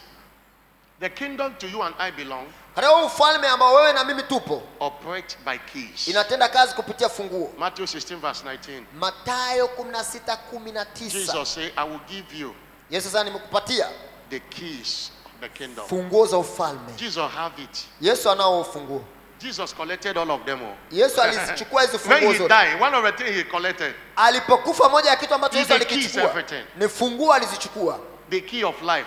funguo za He uzima. has the one of death. Anao funguo wa mauti. Even, he's the one that holding the key of hell. Yeye ndo ameshika funguo za kuzimu. That's what he announced Ndio maana alitangaza in Revelation chapter 1 verse 18. Ufunuo 1:18, He said, I am he mimi ndiye that liveth. ninaishi, I was dead, nilikuwa nimekufa, but behold, I am alive forevermore. lakini unajua niko hai hata And milele. I have the keys Ninazo funguo of hell, I have of za death. kuzimu na mauti. He have all the keys. Anazo funguo zote. Remember Isaiah 22 verse 22 we read. Ile Isaya 22:22 It was tusoma, prophesied, God said to a ilikuwa ni prophet unabii kwa habari ya Yesu hapa. that he will put the keys Ataweka of funguo the house of David za upon his nyumba ya shoulder. Daudi begani mwake, And he has the power to open. na ana nguvu ya kufungua. Hallelujah. Haleluya. You need instead say, I will give you the keys of the kingdom. Verse Sasa 19. nitawapa funguo za ufalme. Matthew 16:19. Mathayo I 16:19. will give you the keys Tawapa funguo of the kingdom of heaven. za ufalme wa mbinguni, And whatever you shall bind on the na earth lolote mtakaolifunga hapa duniani shall be bound in heaven. litafungwa na mbinguni. Whatever you shall loose on the earth Mtakaolifungua hapa duniani shall be loose in na heaven. mbinguni litakuwa limefunguliwa. He has the keys. Anazo funguo. And what is these keys? Hizo funguo ni zipi? Is the key of knowledge. Ni funguo za maarifa. Luke 11:52. Luka 11:52. That's why before we read that scripture, understand when we talk about keys. Tunapoongelea funguo, Keys here connote revelation of what we must do. ufunguo maana yake ufunuo wa nini ufanye. Revelation of what we must do. Ufunguo maana yake ni ufunuo wa nini To ukifanye, take delivery of what have been provided in redemption. ili kupata kile ulichopewa kupitia What wokovu. we must do. Nini lazima tufanye? Luke 11:52. Luka He said, Jesus 11:52. speaking, he said, woe unto you, lawyers. Yesu sasa, ole wenu enyi For wanasheria, you have taken away the key of kwa kuwa knowledge, mmeuondoa ufunguo wa maarifa, that you entered not in yourself, wenyewe hamkuingia and them that we are na entering, wale waliokuwa you wakiingia hinder. mmewazuia. The revelation of what must I do? Ufunuo wa nini napaswa kufanya. If open doors are important to life like this, what must I Kama do milango leo wazi ni ya muhimu, napaswa kufanya nini kupata hiyo milango leo wazi? to enjoy open door in the journey of life? Pata milango leo wazi katika mbio za maisha. Number one, Namba moja, you must be born again and remain so. namba moja, kama unataka milango leo wazi lazima Because it uokoke. is God that opened it, Ni Mungu ndiye anayefungua milango and He opened for His children. na anawafungulia watoto wake, Are you His child? na wewe ni mtoto wake. He said, you have known my name. Asa umelijua jina langu, You have not denied my name. haujalikana jina langu, I know your works. najua matendo yako. You must be born again. Lazima kwanza uokoke. Number two, Namba mbili, another key funguo mwingine that you need is the key of the fear of the Lord. ambao unahitaji ni ufunguo wa hofu ya Mungu. You must fear God. Lazima umche The Mungu. fear of God opens doors Kumcha Mungu, kumhofu Mungu kunafungua milango that even prayer cannot. ambayo hata maombi hawezi kufungua. In this wicked world we live today, Katika ulimwengu wa uovu tunaoishi leo, that one want to outsmart another. mmoja anataka kumwangamiza mwingine. The world that trust is lacking today. Dunia ambayo inatenda uovu leo, That many are in church today, but they are not in touch with God. watu wengi wako kanisani leo lakini hawana muunganiko na Mungu. Those that fear God, Wale wanaomhofu Mungu they enjoy open doors. wanafurahia milango iliyo wazi, Things work for them. mambo yanafanikiwa kwao. Employers want those that fear God. Waajiri wanataka wale wanaomhofu A Mungu. bachelor wants to marry a lady that fears God. Kijana ambaye hajaoa anataka kumwoa binti A lady anayemcha wants to Mungu. marry a guy that fears God. Binti anataka kuolewa na mwanaume anayemcha People Mungu. want to do business with somebody that fears Watu God. wanataka kufanya biashara na watu wenye hofu ya The Mungu. fear of God is a key to open doors. Hofu ya Mungu ndio ufunguo kupatia milango ile wazi. You can't employ somebody that is crooked, Hauwezi kumwajiri mtu ambaye ni mwovu, lying and committing all atrocities. You run away. ambaye anatenda maovu yote, utamkimbia. He will crumble your business. Ataharibu biashara yako. But the fear of God can open doors. Lakini hofu ya Mungu inaweza kufungulia milango. The fear of God have taken many people abroad. Hofu ya Mungu imewapeleka wengi nje ya nchi. Fear of God have given people houses they didn't build. Hofu ya Mungu imewapa watu nyumba ambazo Many hawakujenga. are enjoying their marriages today Wengi wanafurahia ndoa zao leo because they fear God and God gave them. kwa sababu walihofu Mungu na Mungu akawapa It wenza is sahihi. one thing to be in church, it's another thing to fear God. Ni jambo moja kuwepo kanisani na jambo jingine kumhofu The fear Mungu. of God is lacking today. Hofu ya Mungu imekosekana leo. I see in church people still in church. Unaona watu wanaiba kanisani. We have seen several cases, somebody will drop a bag, another person will pick. Tumeona habari nyingi za mtu anaweza akasahau begi lake, mtu In mwingine those days, akabeba. people say, this is church, yo. This is church, yo. No. Hili ni kanisa na watu wanafanya vitu People namna hiyo. fear God to the extent that they say, no, we can't talk this thing in the church premises. But Nyakati it's not the hizo case today. watu walikuwa na mhofu Mungu, hawezi kugusa is kitu not chochote, the hawezi case kuiba today. kanisani, lakini sio The fear of nyakati God hizi. is not being afraid of God, but reference of God. Hofu ya Mungu sio kumwogopa Mungu, Consciousness ni of ile kuwa na unyenyekevu mbele za His Mungu. eyes looking at you at all times. Kutambua kwamba macho yake Mungu anakutazama wakati wote. Consciousness of what, how can I do this thing and sin against Him? Kutambua kwamba nawezaje kufanya uovu huu nikamkosa Mungu. The fear of God Kumhofu Mungu is key to open doors. ndio ufunguo wa kupata milango ile wazi. When people, and the fear of God is not by your dressing, Hofu ya Mungu but by the manifestation of your character. sio kwa kuonekana kwa For you usoni, talking and for you bali behaving, people know. kwa ile tabia yako. It's not in carrying your Bible. Sio swala la kubeba Biblia ndio You hofu ya can Mungu. carry a big Bible, you don't fear God. Unaweza ukabeba Biblia kubwa na umhofu Mungu.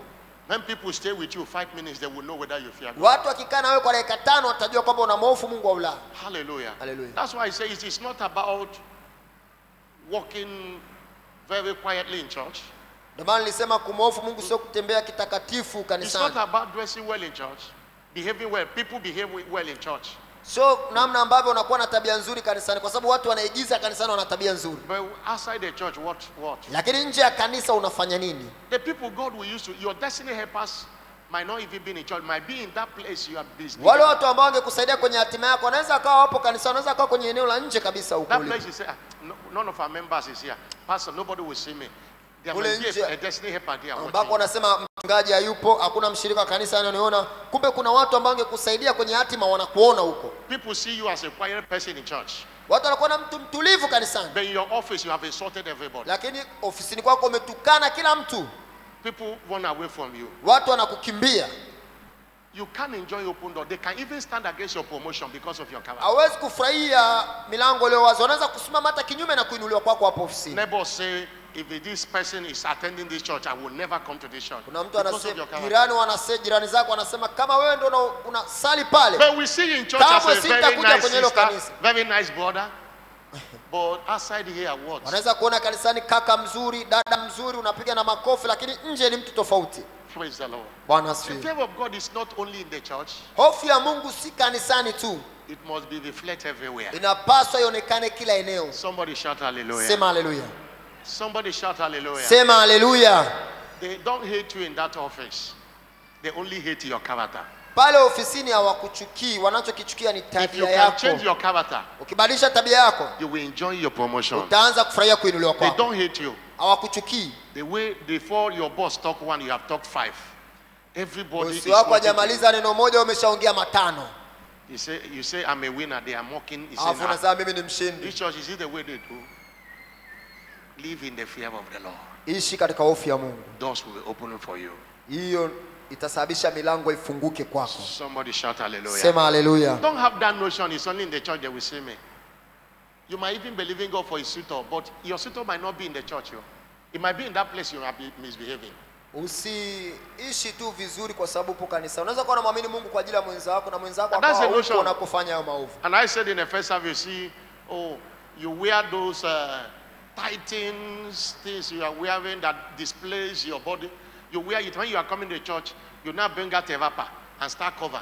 He said you need to cover from that side, not from the church. Nisema kwamba kuna wengine uko nje wanavaa zile nguo zinazobana zinazoonyesha maungo, akifika hapa kanisani anachukua kanga anajifunika. Why do they do that? Ilipaswa ujifunike kuanzia huko. Let me dress well in church, but outside I can dress anyhow. Anasema ngoja nivae vizuri kanisani, nje naweza kuvaa vyovyote vile. You don't know who have seen you. Haujui uko nje nani You don't kakuona. know who is watching you. Huwezi kujua nani You don't anakutazama. know who is observing you. Huwezi kujua nani anakufuatilia huko nje. People of God, the fear of God. Watu wa Mungu hofu ya Mungu What opens doors for Joseph ndio ilimfungulia milango Yusufu in the Potiphar's house, katika nyumba ya Potifa, in the prison, gerezani, in the house of Pharaoh. katika nyumba ya Farao. Fear of the Lord. Hofu ya Bwana. Hallelujah. Haleluya.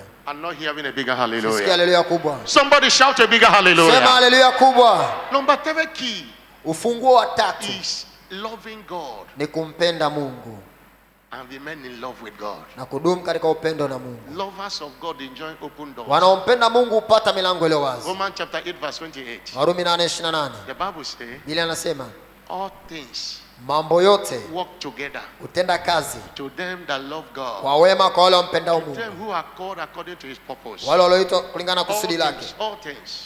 Mambo yote Love God. mpende Mungu. Why is it so? Kwa nini iko hivyo? When you love God, you carry God. Unapompenda Mungu unambeba Mungu. You carry God. Unambeba Mungu. Remember I said Kumbuka that the nilisema presence of God uwepo wa Mungu is the master key. ndio ufunguo mkuu. You carry God. Unambeba Mungu. 1 John chapter 4 verse 16. Waraka kwanza wa Yohana He said, we have 5:16. known. Nasi tunajua, And believe that the love God had for us. tunaamini ile pendo ambalo Mungu ametupa. God is love. Mungu ni pendo. He that dwelleth in love Akae katika pendo dwelleth in ukaa God, katika Mungu and God in na him. Mungu ukaa ndani yake. God cannot be in you Mungu hawezi kukaa ndani yako and doors will be shut na against you. milango ikafungwa kinyume nawe. God cannot be in you Mungu hawezi kuwa ndani and you'll yako be frustrated. na People ukachanganyikiwa. of God love God Watu wa Mungu mpende Mungu and let it reflect by loving people. na kumpenda kwako The Mungu Bible kusababisha says, he upende that watu. love God must love his Biblia neighbors inasema also. yule anayempenda Mungu lazima ampende na jirani yake. Live in the love of God. Ishi katika upendo wa You will Mungu, enjoy open doors. utafurahia milango iliyo wazi. Somebody shout hallelujah. Sema haleluya.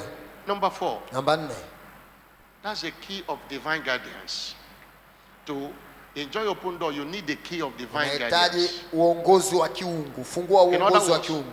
be committed to following Kwa maana God's nyingine, leading. unataka milango iliyo wazi, itoe kufuata uongozi wa Mungu. The Bible said in Isaiah 48 verse 21, Isaya 48:21 they Biblia inasema thirsted not hawakuona kiu when he led them through the desert. alipowaongoza jangwani, He caused water to flow out of the rock. asababisha maji atoke katika For them, mwamba.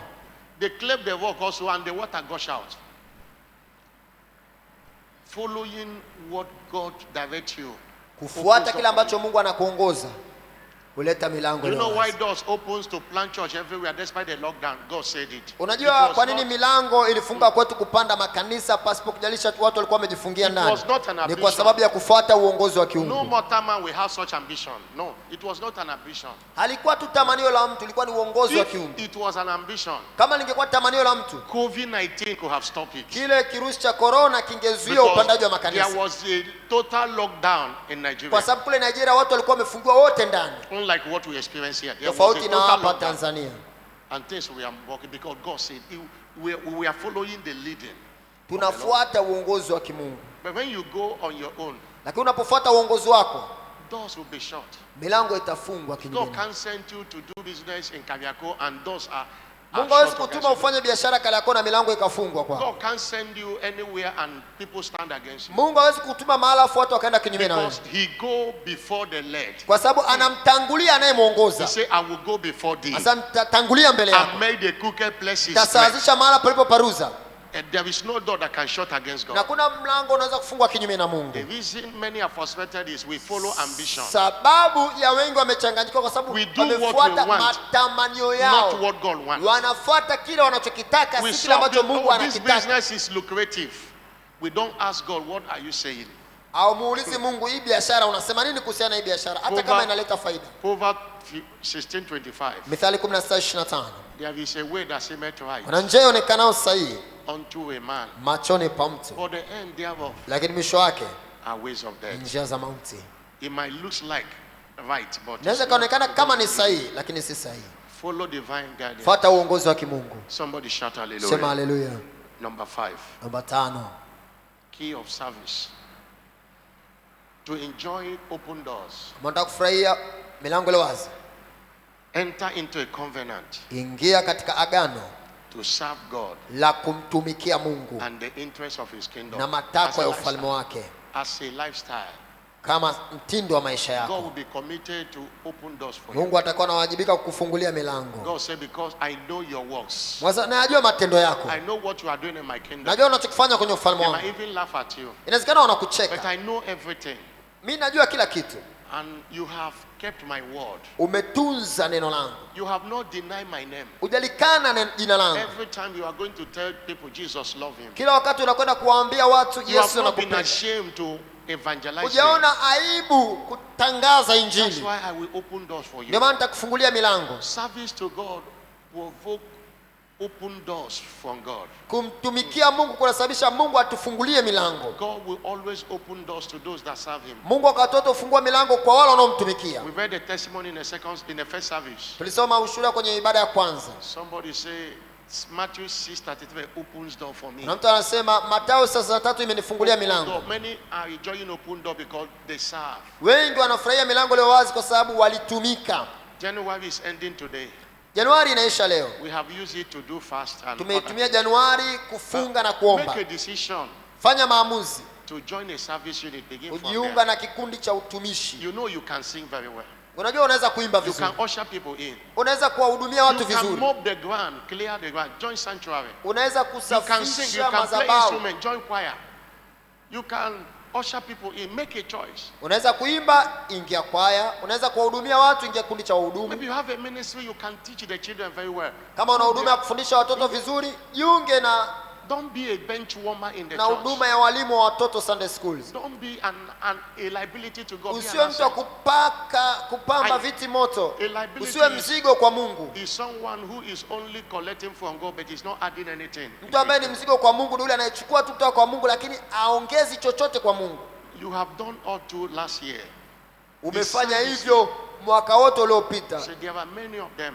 Sasa huu ni mwaka mwingine, Most fanya of you here, tofauti. you can interpret, you can join interpreters. Kama unaweza kutafsiri, ungana na watafsiri. And gradually you become one of the best. Join them. Hallelujah.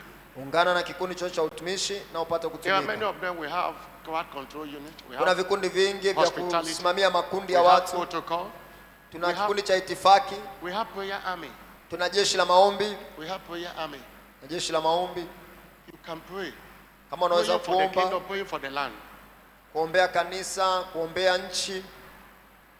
What am I saying? Nachosema ni nini? Don't be a bench warmer Usiwe mtu wa kupasha viti moto in the church. kanisani.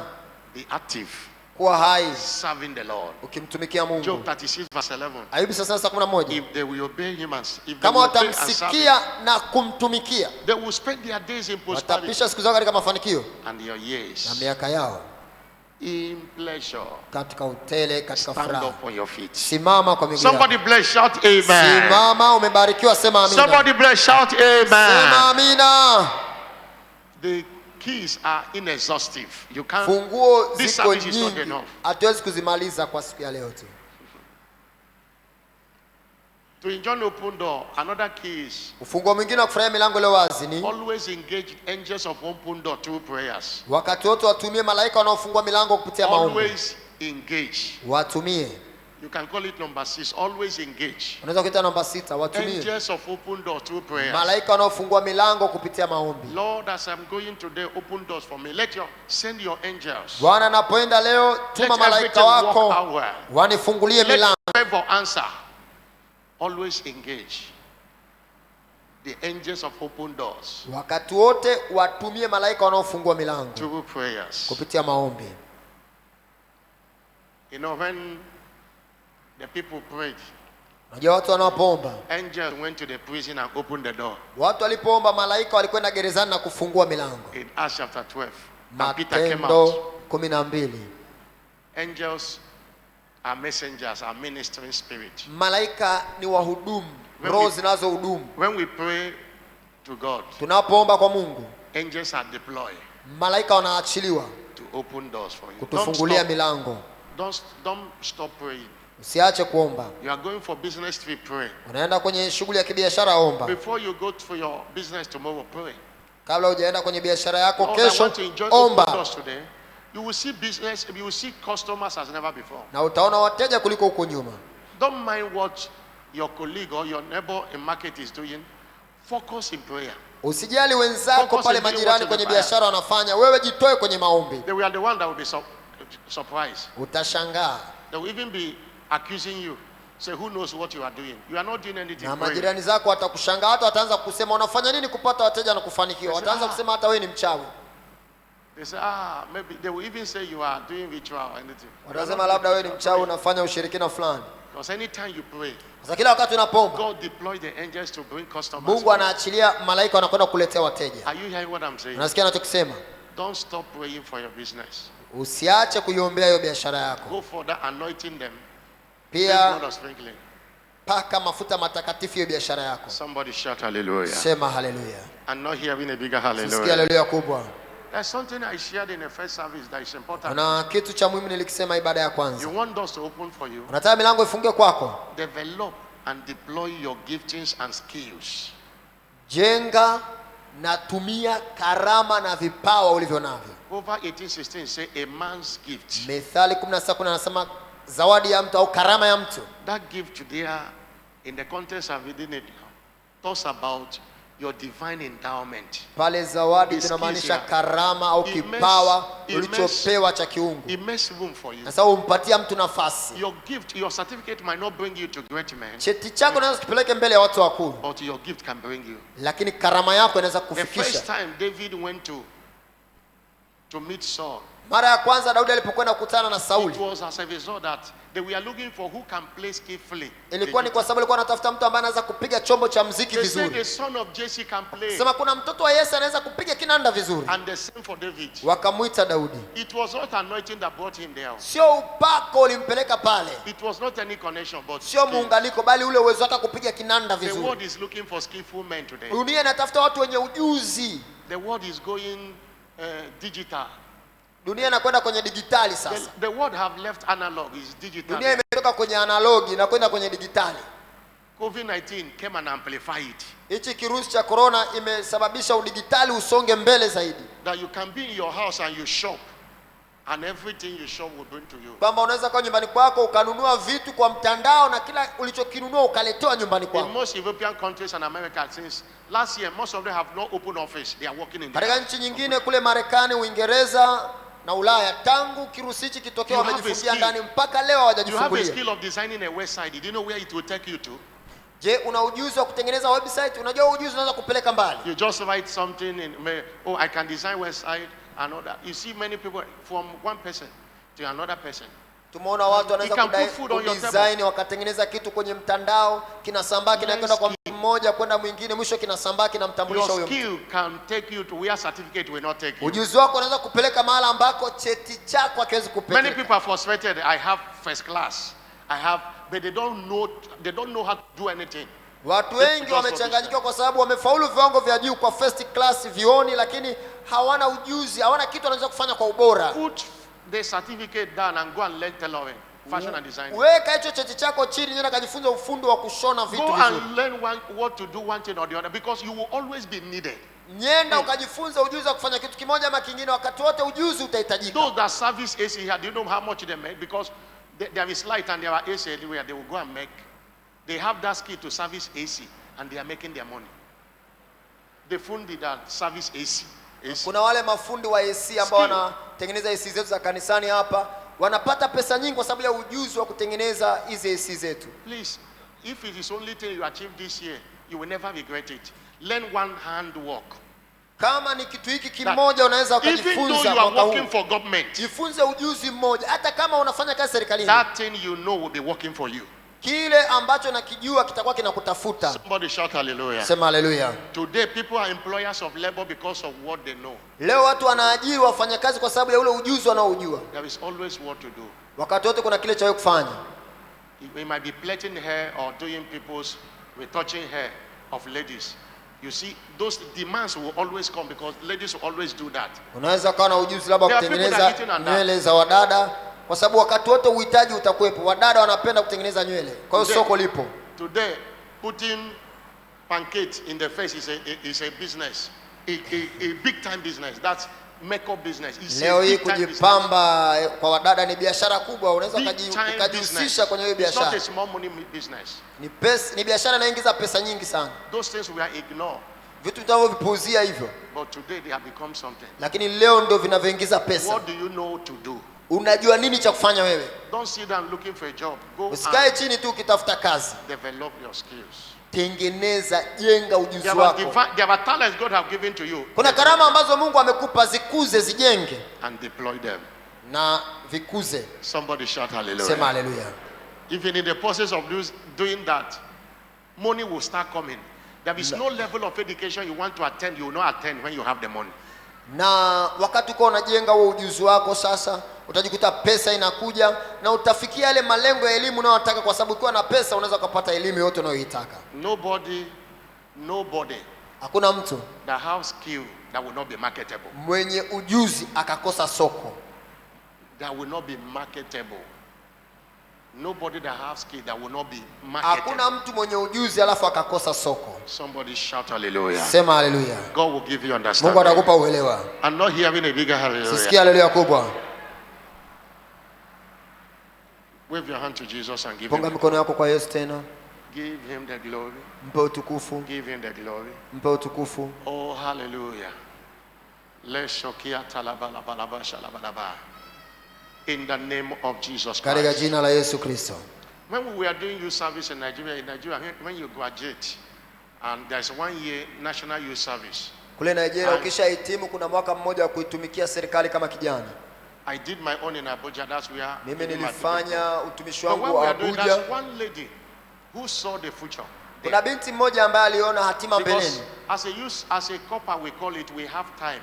Apart from going to the local government where we are serving and other meetings and what we call community development project. Kwa We have hiyo time. wakati huo tulikuwa tuna muda wa kutosha, kwa sababu tulikuwa tunatumika tu kwa muda mchache kule serikalini. That time where we are, she registered in learning fashion and designing. Kuna binti mmoja kwa wakati huo tukifanya masomo tunapotumika serikalini, Others- aliandaa kampuni yake ya kudesign vitu. Others were doing big girl and she humbled herself Wengine walikuwa wanajiona wao ni wakubwa, yeye akajinyenyekeza and was practicing it. na alikuwa anafanya huo ujuzi wake wa kutengeneza nguo, kutengeneza And nini. the story have changed today. Historia yake imebadilika leo. The story have changed today. Historia yake imebadilika She leo. has certificate, she dropped it.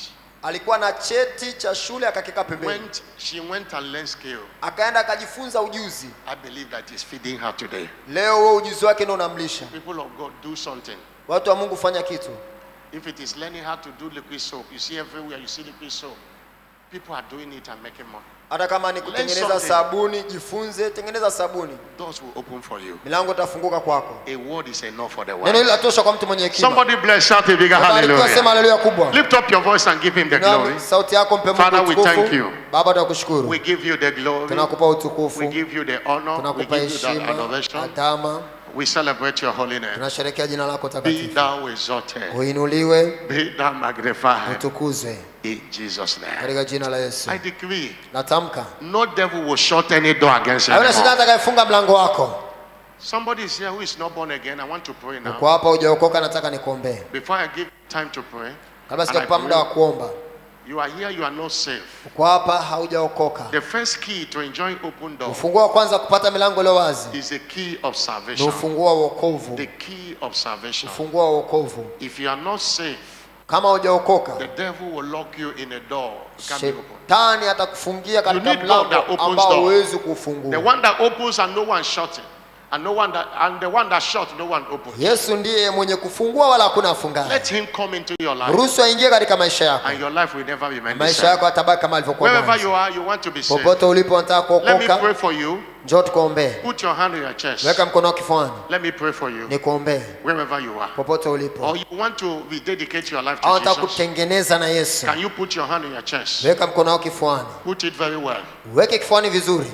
And if you have done that, Kama umefanya hivyo, pray this prayer after me. fuatisha maombi haya. Say, Lord Jesus, Sema, Bwana Yesu, I come to you today. ninakujia leo, Forgive me my sin. nisamehe dhambi zangu, Wash me by your blood. nioshe kwa damu yako. I know you died for me Najua ulikufa kwa ajili yangu and you rose again na ukafufuka that I might be saved. ili niokolewe. Jesus, Yesu, come into my life ingia katika maisha yangu, and take your place in my life. chukua nafasi yako katika maisha I yangu. declare today, Natamka leo, I am now born again. mimi nimeokoka. Thank you for saving my Asante soul kwa kuniokoa in Jesus' name. katika jina la Yesu. If you put your hand on your chest and you pray that prayer, come, Kama let me pray umeomba for you. ombi hilo, njoo mbele. Come, let me pray for you. Njoo mbele tukuombee.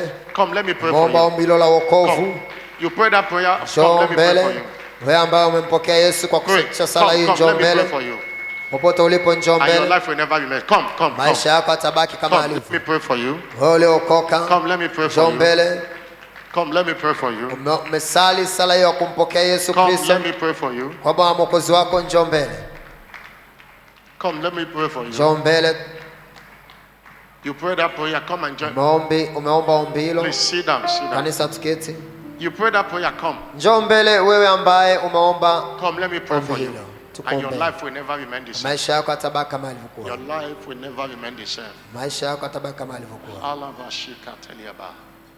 Thank you, Jesus. Asante Yesu. Father, thank you for these souls you have Baba, saved. asante kwa nafsi ambazo Let the umeziokoa. grace that saved them be with them. Neema iliyookoa iwe hifadhi. I cover them with the blood of Na Jesus. wafunika kwa damu ya Yesu. Every form of addiction over their life is Kila na over ulevi today. kwenye maisha yao A umeharibia. new beginning today. Mwanzo mpya Any leo. door that is shut against them, Mlango uliofungwa I kinyume nao. command that door to be opened now. Naamuru wa mlango ufunguliwe. In Jesus' name. Katika jina la You are Yesu. returning with your testimony next Narejea Sunday. kuwa na ushuhuda wako. In Jesus' name. Katika jina la Yesu. If you are sick here, be healed now. Kama ni mgonjwa Be made hapa, whole. pokea uponyaji. In Jesus' name. Katika jina la Yesu. Congratulations. Hongera. Follow our church official. Wafuate wahudumu wetu. If you are clapping for Jesus, make it Pigia better and Yesu bigger. makofi zaidi. Stand up on your feet. Simama kwa miguu yako. You are going to pray. Naenda kuomba. In every area you desire, open door. Eneo lote unatamani milango leo wazi. The Bible says, lift up your head, so ye gate. Linasema inueni vichwa vyenu yenye malango. Be lifted up, you everlasting door. Yenye malango ya milele. And let the King of Glory come in. Mfalme wa utukufu apate kuingia. The King of Glory is here today. Engage Mfalme him. wa utukufu yuko hapa leo, mtumie. Every door shall be open. Kila mlango utafunguliwa I kwako. want you to pray. Nataka uombe. I say, every door that be shut against me, Kwa kila mlango uliofungwa kinyume nami, in my business, in my career, kwenye biashara, kwenye I taaluma, command you to be open today. naamuru ufunguliwe Lift leo. up your voice and pray. Inua sauti yako na Every uombe. door that be shut against your mlango uliofungwa marriage, kinyume na against maisha, your breakthrough, against na your mpenyo wako, finances, kinyume na command fedha that door to be open. Amuru mlango For God ufunguliwe. have given you a mouth and a wisdom, which Bwana none of your amekupa adversaries shall able to kinywa, gainsay or resist. amekupa hekima, I command that door hakuna to be awezaye open. kupinga. Lift up your voice and pray. Every door the devil have shut against me, be open Mlango now. wote Be open uliofungwa kinyume nami now. Be ufunguliwe. open now. Be open now. Ufunguliwe sasa. Be open now. Ufunguliwe sasa. Doors of divine opportunities. Milango ya fursa. Doors of international connections. Milango. Be open. Be open. Ifunguke, Be ifunguke. open. Doors of business breakthrough. Milango ya Be mipenyo ya open. kifedha Be ifunguke. open. Be open. Be open. Be open. Be open. Ifunguke, Be ifunguke. open. Be open. Be open. Be open. Somebody pray. Omba, Somebody omba, pray. omba, omba, omba. Somebody pray. That door they have shut against you. Milango aliyofunga kinyume nawe Be open. Be ifunguliwe, open. Be ifunguliwe. open. Lakato shiakaba brando ketolia abrando ketushi kato belisa kita handele boshi alaba la boshi alaba abushi anda kaba brashuba brande keto ebushi anda kateketula palaba alaba baba palaba elia kateketo kato ebralia baba shekia talabalaba eliande ketushiaka ababa balia baba sholobo ekiata landolobo.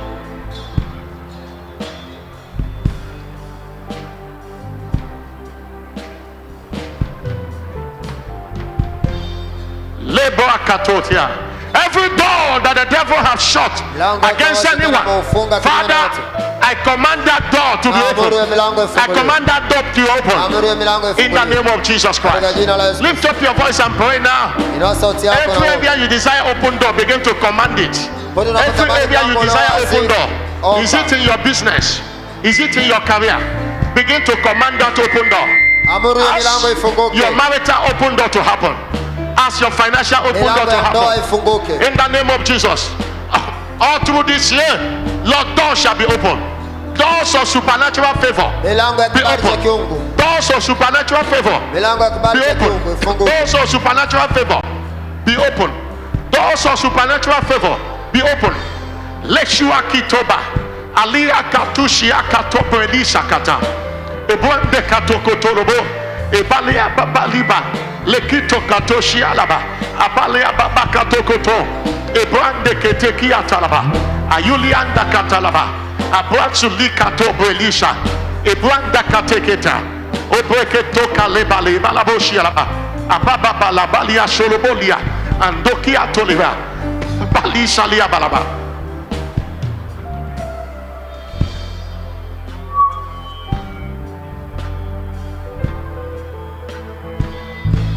Lekoshia kabonde kiatushia.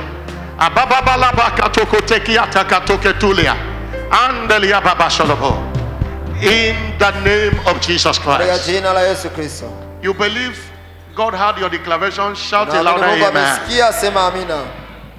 And I pray for you this hour Na kuombea saa hii.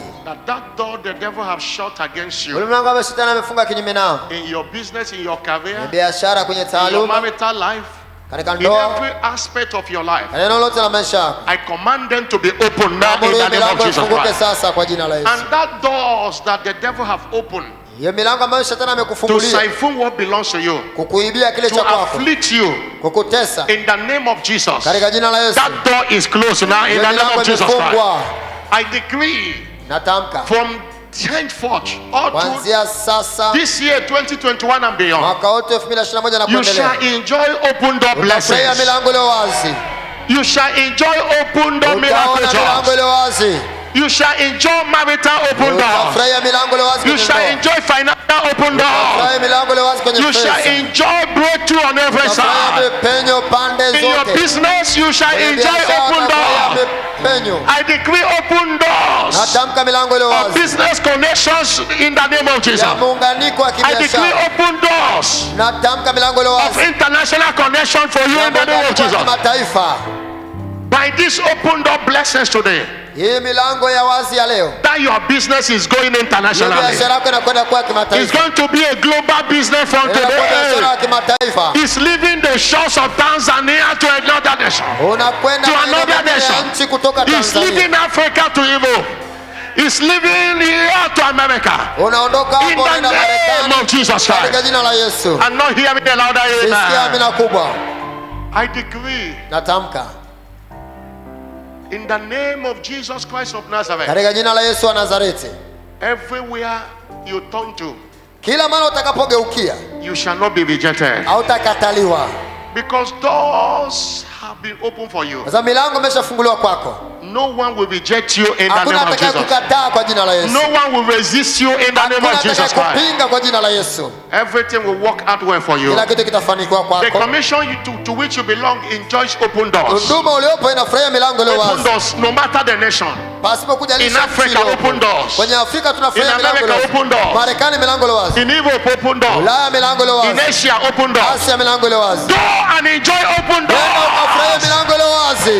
In the name of Jesus Katika jina Christ. la Yesu Kristo.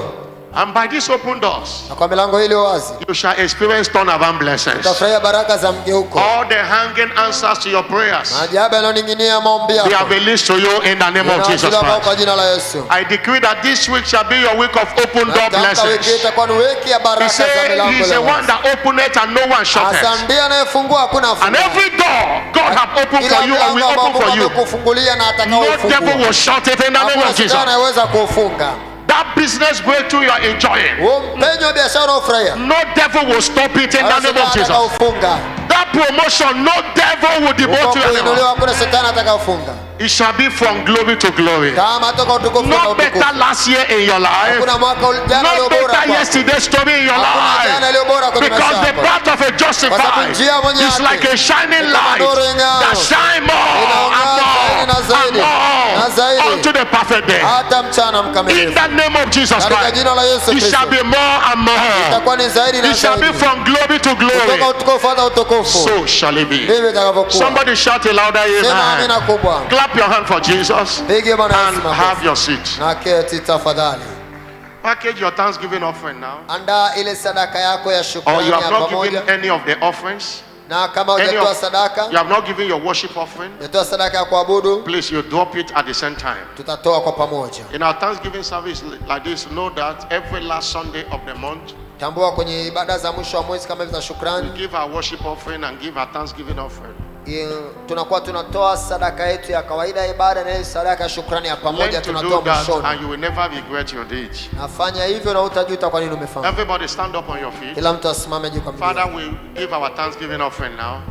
In Jesus' Mama name. juu, inuka juu, wote tusimame. Let's sing and Una drop it. sadaka au una sadaka? Let's sing and we will drop it.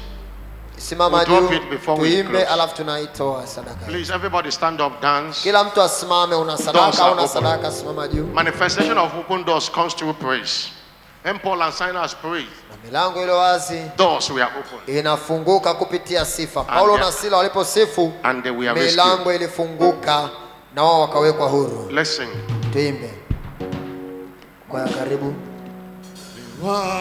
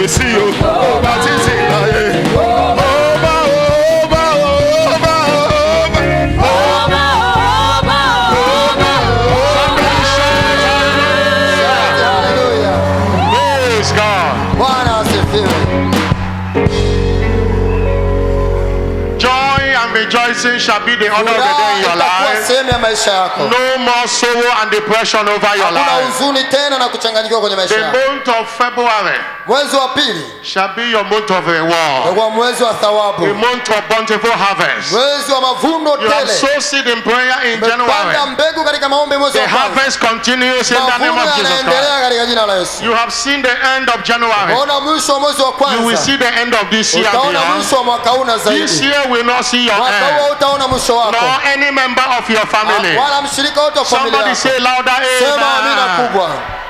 Please